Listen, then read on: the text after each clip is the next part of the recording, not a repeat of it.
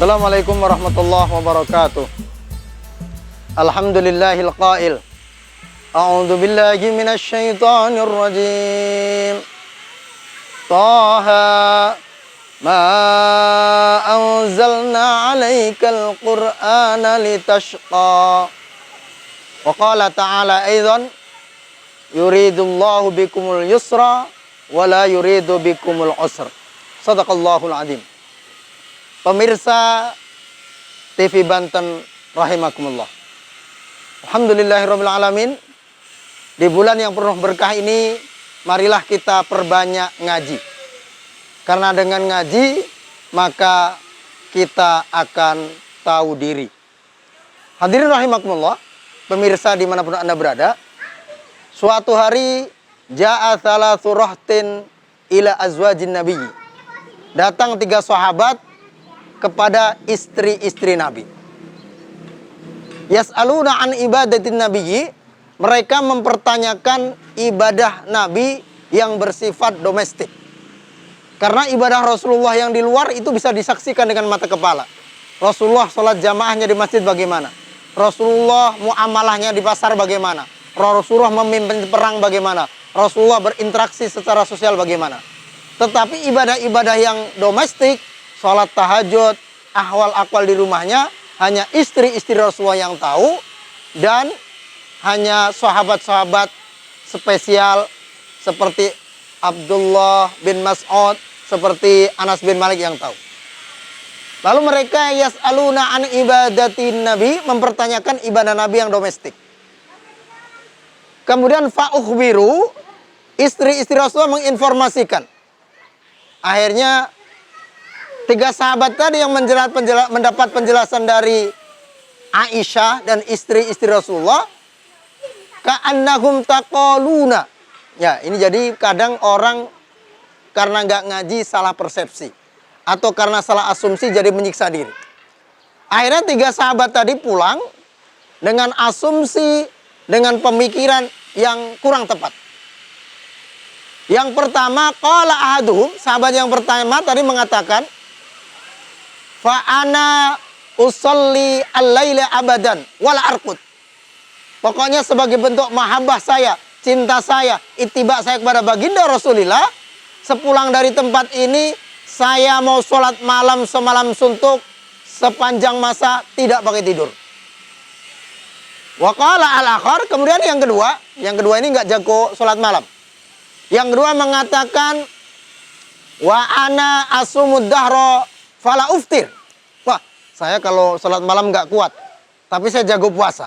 Maka sebagai bentuk mahabbah cinta saya kepada Rasulullah, saya mau puasa tidak cuma Senin Kemis, tidak cuma Ayyamul Bait, tidak cuma puasa hari Arafah dan hari-hari yang disunahkan, bahkan saya akan puasa sepanjang masa wala uftir. Ini asumsi yang kedua.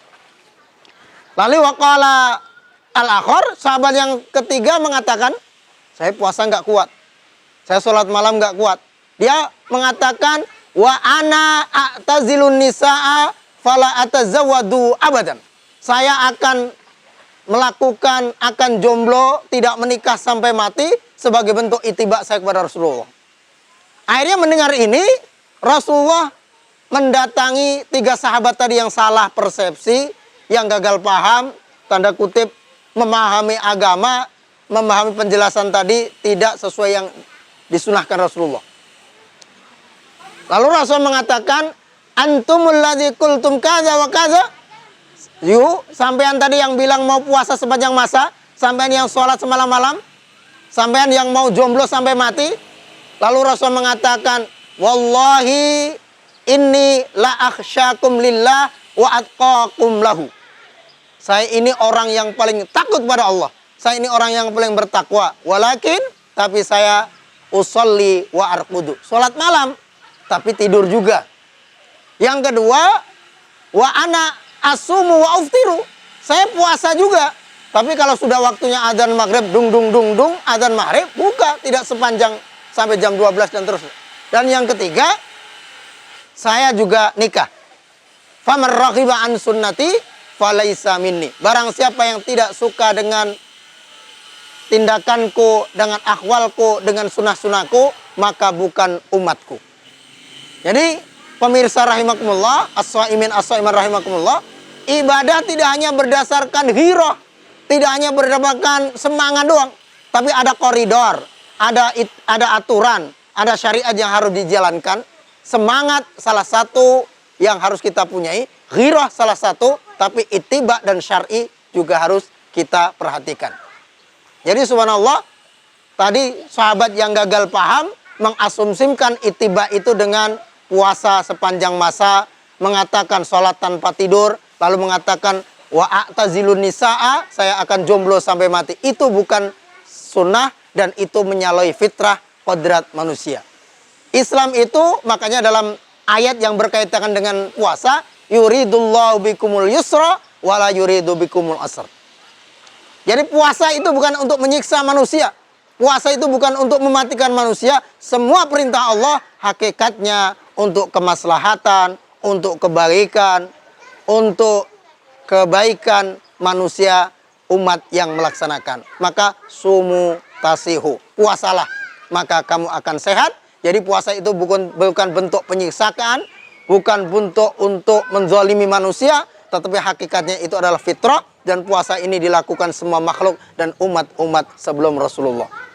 Untuk itu pemirsa Banten TV rahimakumullah, mudah-mudahan Ramadan ini Ramadan terbaik kita. Allah terima amal ibadah kita, Allah terima saum kita, Allah terima tilawah kita, sehingga nanti kita dapat menjadi benar-benar fitrah, bersih hatinya, bersih fikirnya, bersih jiwanya, dan kita sampai 1 Syawal tadi minal aidin wal faizin wal makbulin. Demikian yang dapat kami sampaikan. Selamat melaksanakan buka puasa. Mohon maaf lahir batin. Hadanallahu wa iyyakum ajma'in wal afu minkum. Assalamualaikum warahmatullahi wabarakatuh.